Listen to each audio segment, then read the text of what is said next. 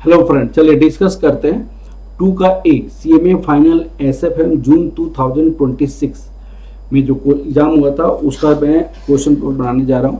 और ये 2A है, क्वेश्चन नंबर 2 का A B part, section B का 2A।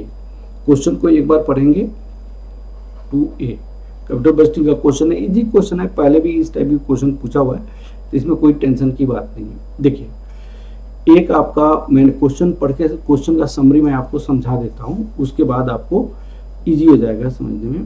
दिखेगा, एक प्रोजेक्ट को इवेल्युएट करने जा रहे हैं जिसमें इनिशियल इन्वेस्टमेंट आपका रुपीज 750 लाख है। 750 लाख है। स्टार्टिंग में आपकी वर्किंग कैपिटल आपका कितना है? 180 लाख है। वर्किंग कैपिटल 180 लाख है। फिर आपसे क्या बोला है? Additional investment in working capital 120 lakh in the required at the end of the third year. जैसे 1 ईयर है, 2 ईयर है, और तो यहाँ पे 3 ईयर है, 4 ईयर है, 5 ईयर है, 6 ईयर है। तो यहाँ पे एडिशनल आपकी वर्किंग कैपिटल आपको कितना चाहिए? 120 लाख चाहिए। तो इससे आपका इनिशियल इन्वेस्टमेंट आपका निकल जाएगा, ठीक है ना। ये present value of cash outflow हो गया। अब दूसरी बात है, आपको क्या बोली है? कैपेसिटी इसका कितनी है? इसकी कैपेसिटी जो है वो 15 लाख यूनिट की है। कैपेसिटी आपके पास 15 लाख यूनिट की है। आप 15 लाख यूनिट में ईयर वाइज जो प्रोडक्शन चेंज हो रहा है, अब प्रोडक्शन कैसे चेंज हो रहा है वो उसके बारे में आपको बताया गया है कि यहाँ पे 1 to 6 ईयर। तो पहले साल में उनकी प्रोडक्शन यूनिट की जो प्रोडक्शन है वो क्या कर रहा है कि आपका 40%, पहले साल में वो 40% हो रहा है। तो 15 लाख का 40% कितना हो जाएगा आपका? 15 लाख का इंटू 0.4, यहाँ पे 6 लाख हो जाएगा। यहाँ पे 6 लाख। उसके बाद आपके पास क्या है? 40%, उसके बाद 70% और 90%। तो इंटू 0.7 करेंगे तो 10.5 लाख प्रोडक्शन हो जाएगा, और 90% करेंगे तो इंटू 0.9 करेंगे तो 13.5 लाख हो जाएगा। 13.5 लाख। उन्होंने क्या कहा? Third year onwards, third year and 100% from fourth year. तो इसका मतलब 15 लाख यहाँ पे भी होगा, 15 लाख यहाँ पे होगा, 15 लाख यहाँ पे होगा। ऐसी इंफॉर्मेशन दिया हुआ है। 1 2 3 4 5 6 यूनिट का इंफॉर्मेशन तो हमने लिख लिया। कितना लिखा? 6 लाख हो गया, 10.5 लाख हो गया, 13.5 लाख हो गया, 15 लाख, 15 लाख, 15 लाख यूनिट। अब उसके बाद आगे देखिए, उन्होंने कहा कि सेलिंग प्राइस पर यूनिट आपको 220 पर यूनिट है। Selling price per unit 220 per unit है। Yielding contribution margin 50%। अगर मान लीजिए यहाँ पे कंट्रीब्यूशन कितना हो जाए? Contribution 50% of 220 that equal to rupees 110 per unit आपका कंट्रीब्यूशन हो जाएगा। अब उन्होंने कहा कि फिक्स कॉस्ट के बारे में आपसे इंफॉर्मेशन दिया हुआ। फिक्स कॉस्ट का क्या इंफॉर्मेशन दिया हुआ? उन्होंने कहा कि भाई रुपीज 300 लाख आपका फर्स्ट ईयर में है, 300 लाख फर्स्ट ईयर में है, 420 लाख 420 लाख सेकेंड ईयर में है, और 555 लाख आपको थर्ड ईयर में है per annum from the third year onwards. तो यहाँ पे 555, 50, 550, 550 हो जाएगा। ये आपका फिक्स कॉस्ट हो जाएगा। 550, 550, 550 ऐसा। उन्होंने फिर आपसे क्या बोला? Depreciation assets will be charge 30%। तो डेप्रिसिएशन का जो रेट होगा, डेप्रिसिएशन आपको 30% है, 30% है। और टैक्स रेट आपके पास कितनी है? टैक्स रेट 40% है। रिटर्न ऑन वैल्यू से डेप्रिसिएशन एप्लीकेबल का टैक्स। वर्किंग कैपिटल 120 ये इसके डिस्कस हो गया।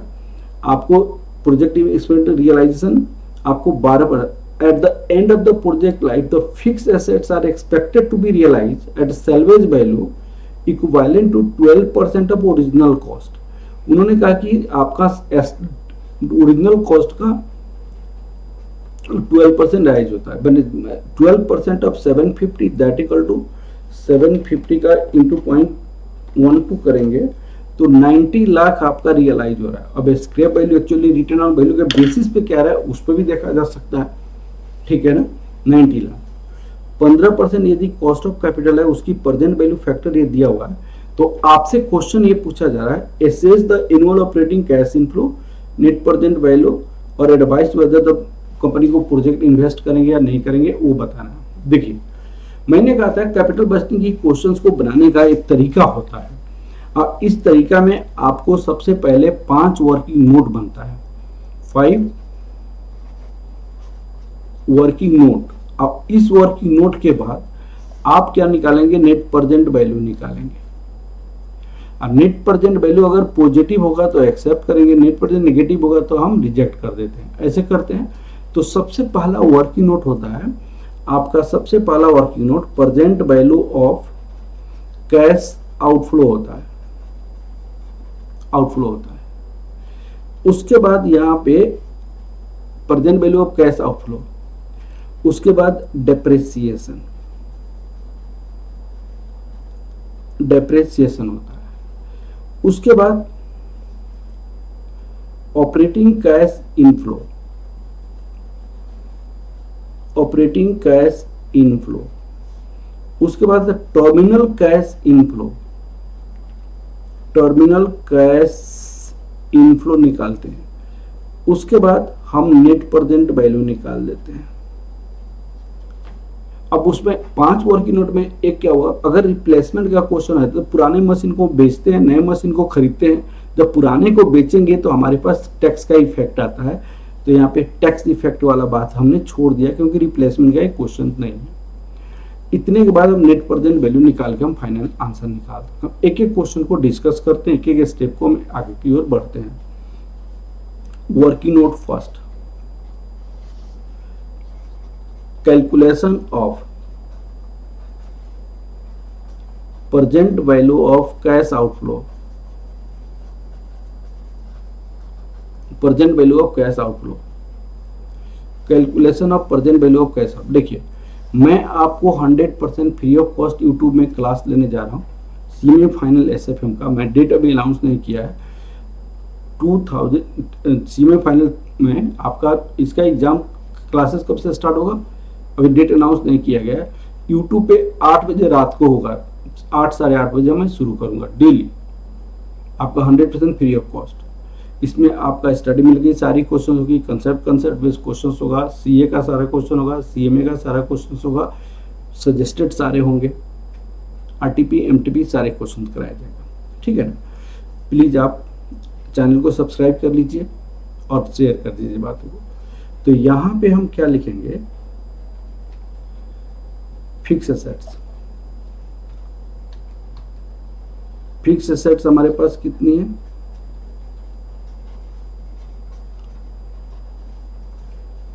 ₹750 lakh. Add working capital, working capital जो 0 ईयर में स्टार्ट हुआ था, 0 ईयर में, तो 180 लाख हो गया, 180 lakh. Add additional working capital,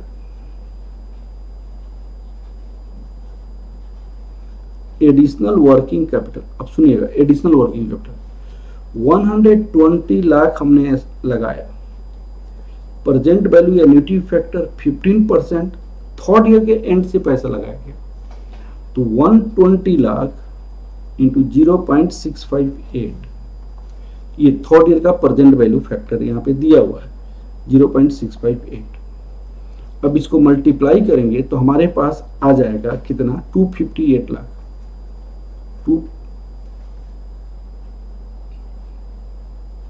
120 गलत हो,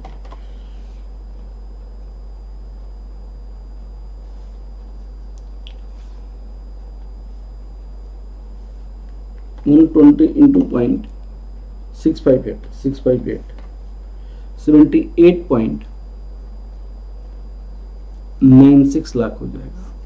तो present value of cash outflow ₹1008.96 lakh हो जाएगा। ये present value of cash outflow. तो आपका पहली वर्किंग नोट कंप्लीट हो गया। अब डेप्रिसिएशन निकालेंगे। डेप्रिसिएशन पहले क्यों निकालते हैं उसका रीजन भी बताऊंगा। डेप्रिसिएशन ऑपरेटिंग कैश इनफ्लो निकालने में यूज होता है, इसलिए डेप्रिसिएशन को पहले निकालते हैं, ठीक है ना। अब आप देखिए working note second,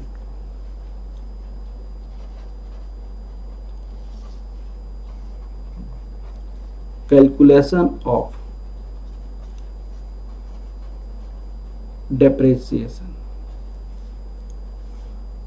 on fixed assets, fix assets पे डेप्रिसिएशन, रिटर्न डाउन वैल्यू के बेसिस पे बोला है उन्होंने, return down value.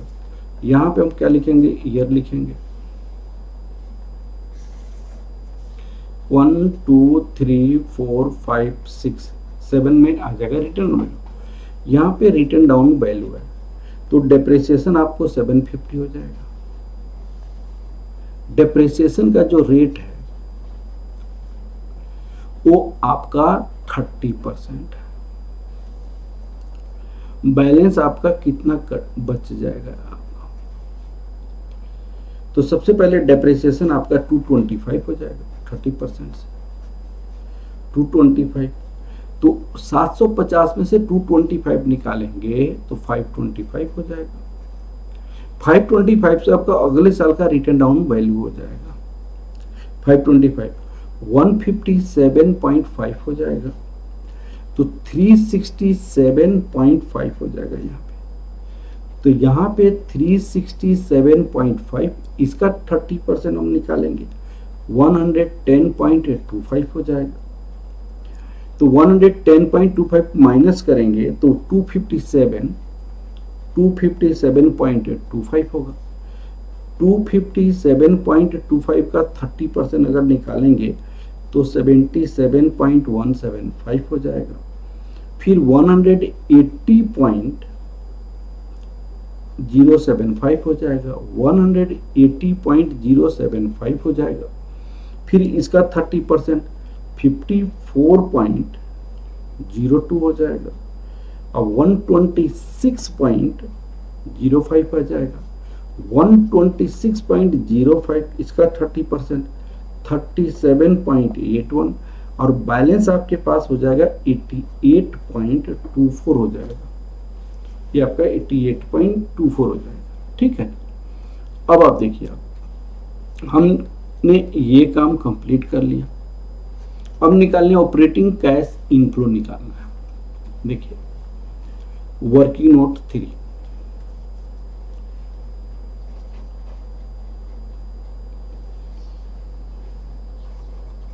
Calculation of operating cash inflow.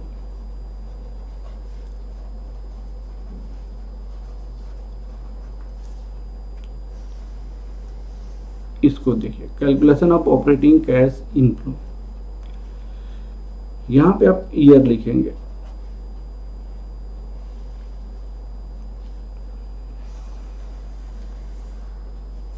One 2 3 4 5 6 ऐसे आप लिखेंगे, ठीक है ना। यहां पे कंट्रीब्यूशन लिखेंगे। कंट्रीब्यूशन से पहले हम क्या लिख देते हैं, सेल्स, सेल्स यूनिट। अब आपके पास सेल्स यूनिट कितनी है वो दिखना पड़ेगा। ये लाख में वैल्यू है तो 6 लाख है, 10.5 लाख है, 13.5 लाख है और 15 लाख 15 लाख 15 लाख है। कंट्रीब्यूशन पर यूनिट 220 का सेल था, देखिएगा 220 का सेल था और 50% कंट्रीब्यूशन था, तो 110 रुपीज 110 ये रुपीज में है 110, 110, 110, 110, 110, 110। अब आपको कंट्रीब्यूशन आ जाएगा यहाँ पे,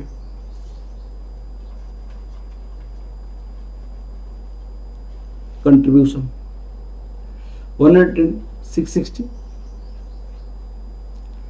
1155, 1485, 1650, 1650, 1650 less fix cost. Fix cost का इंफॉर्मेशन ऑलरेडी मैंने आपको बताया हुआ है। यहाँ पे ये फिक्स कॉस्ट 300, 420, दिस, ठीक है ना। तो आपका पास फिक्स कॉस्ट हो जाएगा 300, 420, 550,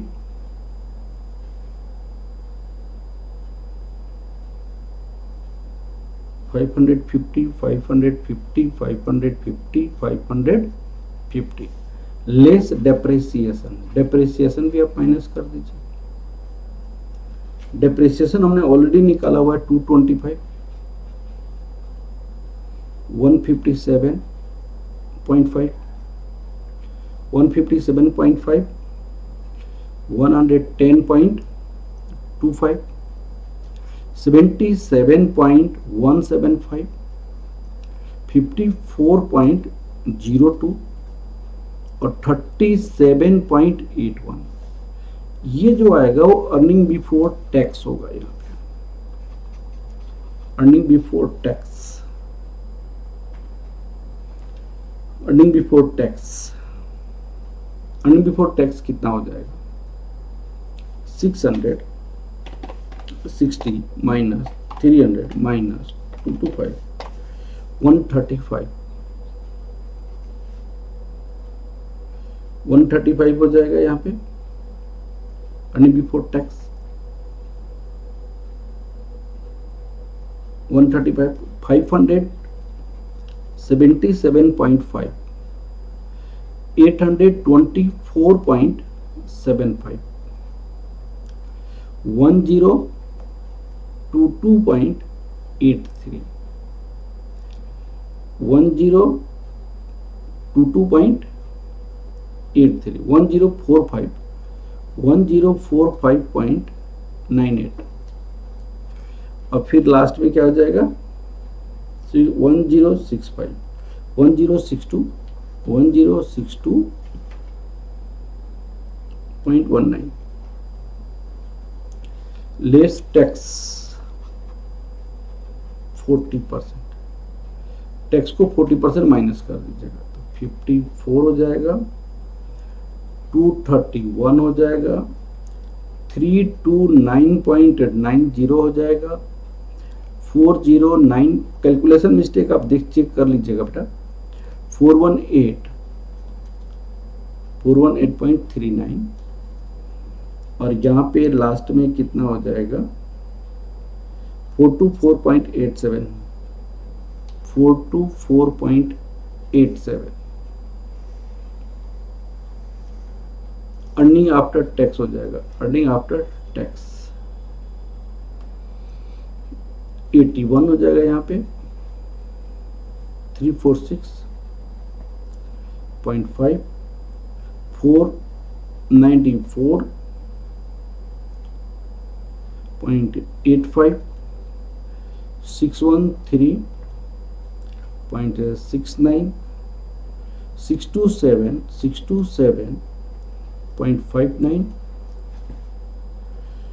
424.876, 424.876, 637, 637.31, 637.31। अभी अर्निंग आफ्टर टैक्स आ गया तो एड डेप्रिसिएशन, हम डेप्रिसिएशन को ऐड कर देते हैं।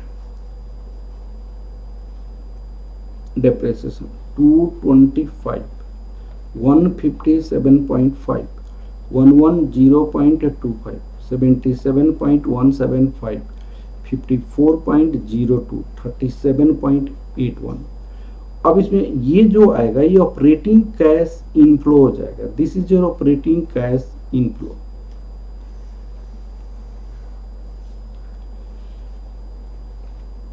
Operating cash inflow, operating cash inflow हमारे पास कितना आ जाएगा?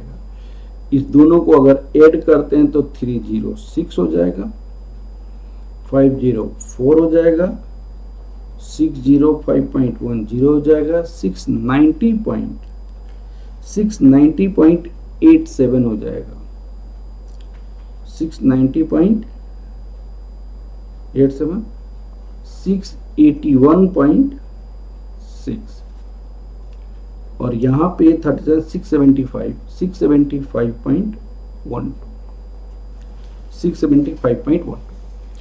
अब आ जाता है टर्मिनल कैश। हमने ये वाला चीजें निकाल लिया। अब टर्मिनल कैश इनफ्लो में एक आपका प्रॉब्लम है। आपका जो हमने डेप्रिसिएशन निकाला तो 88.24 आपका क्या है, 88.24 जो है आपका स्क्रैप वैल्यू होना चाहिए। स्क्रैप वैल्यू आपके पास कितना होना चाहिए? 88.24। सेल वैल्यू क्या है? 90 है। तो इसमें आपका शॉर्ट टर्म कैपिटल गेन हो गया 1.76। इस पे शॉर्ट टर्म कैपिटल गेन आप ले सकते हैं। शॉर्ट टर्म कैपिटल गेन आपको पे करना पड़ेगा, तो 90 से कम रिकवर होगा। लेकिन मैंने शॉर्ट टर्म कैपिटल गेन को इग्नोर कर दिया है। इग्नोर करके हमने 90 का ही कैश इनफ्लो ले लिया है, sale value. Calculation of terminal cash inflow, working note 4। Calculation of terminal cash inflow. Terminal cash inflow operating cash inflow of 6th year,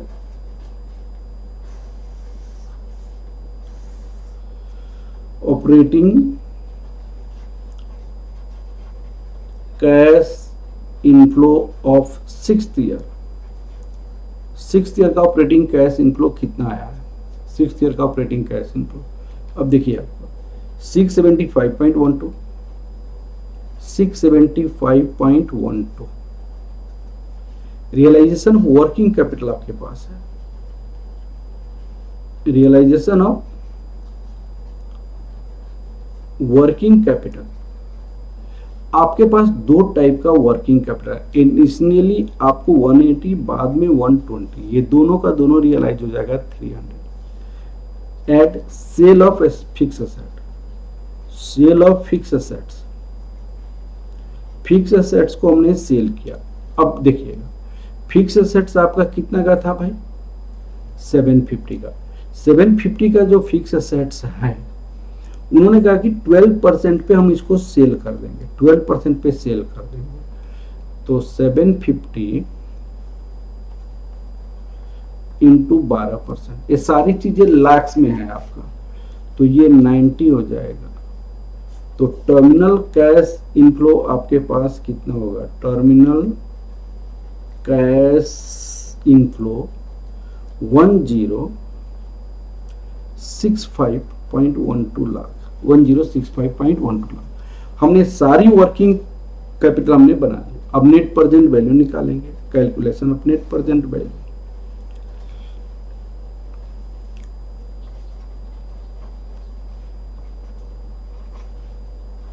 net present value, net present value निकालेंगे। यहां पे क्या लिखेंगे हम? Year लिखेंगे। 1 2 3 4 5 6 कैश फ्लो लिखेंगे। Present value factor लिखेंगे at the rate of 15%, और यहां पे प्रेजेंट वैल्यू लिखेंगे। अब देखिए यहां पे कैश का इनफ्लो कितनी है? 306। यहाँ पे रुपीज और लाख्स में लिख दीजिएगा, यहाँ पे रुपीज और लाख्स में लिखिएगा। 0.870 है, 266.22 है, फिर आपका 504 है। ये कैश का इनफ्लो हमने निकाला हुआ है यहाँ पे, ये सारी चीजें मैं लिख रहा हूँ, ठीक है ना। 504, 605.10 है, 690.87 है, 681.6 है, 1065.12 है, 0.870, 0.756 है, 0.658 है, 0.572 है, 0.497 है, 0.432 है, 432 है। ये आपका 381.02 है, 398.16 है, 395.98 है, 338.36 है, 460.14 है। तो present value of cash inflow आपके पास आ जाएगा 2240.88। Present value of cash outflow 1008.96। अब आपके पास नेट प्रेजेंट वैल्यू हो जाएगा, दोनों का डिफरेंस 1231.92। एक्सेप्ट करेंगे प्रोजेक्ट को, क्योंकि नेट प्रेजेंट वैल्यू हमारे पास पॉजिटिव आ गया, नेट प्रेजेंट वैल्यू पॉजिटिव आ गया है, इसलिए प्रोजेक्ट को हम क्या कर लेंगे, एक्सेप्ट कर लेंगे। तो बहुत आसान क्वेश्चन था ये सेक्शन बी का for 2A। Okay, thank you, all the best for your exam.